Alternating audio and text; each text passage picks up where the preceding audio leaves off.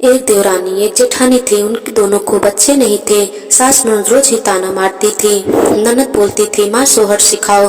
सास बोलती थी क्या सोहर सिखाऊं, तुम्हारे दोनों भौजाई बाज हैं। सास ननद की रोज रोज के ताने सुनकर देवरानी जेठानी बहुत ही रोती बिलखती रहती थी। एक बुढ़िया के भेष धर के अवसानी मैया आई और बोली, बेटिया किस कारण रो रही हो। देवरानी जेठानी बोली, क्या करोगी माँ जानकर, कुछ दुख ऐसा है जो आप दूर नहीं कर सकती हो। बुढ़िया माँ बोली, मुझे बताओ, हो सकता है मैं दूर कर सकूं। देवरानी जेठानी बोली, माँ हम दोनों को बच्चा नहीं है।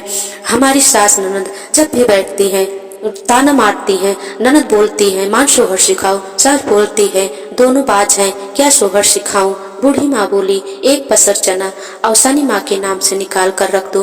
दोनों को जब बच्चा हो जाएगा तो अवसानी माई का दूर दूरिया चबवाना। जैसे बूढ़ी माँ बोलकर गई थी वैसे ही इन दोनों ने किया।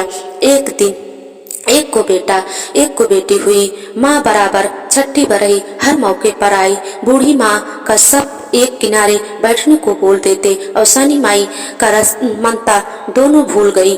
धीरे धीरे लड़का बड़ा हो गया, उसकी शादी भी पड़ गई। शादी में बूढ़ी माँ आई तब भी उन दोनों ने ध्यान नहीं दिया। उसी तरह रास्ते से हटने के लिए बोल दिए। लड़के की बारात गई, शादी हुई। दूल्हा दुल्हन लेकर आ रहा था। जिस नाव से दोनों आ रहे थे, नाव सहित लड़का डूब गया। दुल्हन बच गई। सब दुल्हन लेकर घर आए। सबको रोते राते कुछ समय बीता। एक दिन ऐसा हुआ, गांव के कुछ महिलाएं नदी नहाने जा रही थी। सासू बोली, मेरी बहू को भी साथ लेकर जाओ, दिन भर घर में अकेली रोती रहती है। बहू सबके साथ नहाने गई। जैसे ही डुबकी लगाई, रथ सजा, दूल्हा बूढ़ी माँ के साथ दिखा। बहू बाहर निकली, सबसे बात आई। तब सभी लोग उनके घर गए और सभी बातें बताई कि तुम्हारी बहू को ऐसा दिखा। सासू बोली, एक दिन बाहर क्या निकली, इनको दूल्हा दिखने लगा।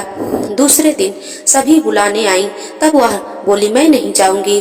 बाद में एक दो दिन बाद सासू ने मन में विचार किया, उसी में मेरा लड़का डूबा था, हो सकता है वही दिखा हो। सासू बोली, चलो हम भी साथ चलते हैं। सास ने बहू को साथ लेकर गई। दोनों साथ डुबकी लगाई। सास भी अपना बेटा देखी, रथ पे सजा। रथ पकड़कर बूढ़ी माँ बैठी हुई थी। सासू तभी बूढ़ी माँ को आवाज लगाकर रोने लगी।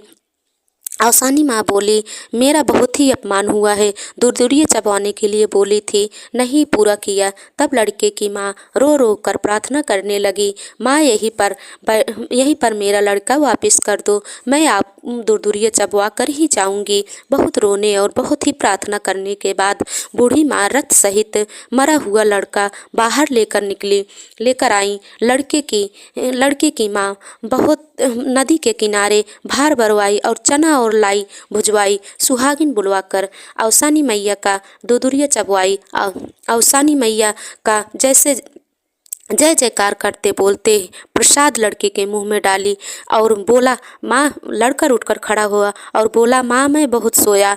माँ बोली, हाँ बेटा बहुत ही सोया। बोलो अवसानी मैया की जय, बोलो अवसानी मैया की जय। जय जयकार करते हुए अपनी माँ बेटे और बहू को घर ले गई। उनका राजपाट लौट गया। बोलो अवसानी मैया की जय।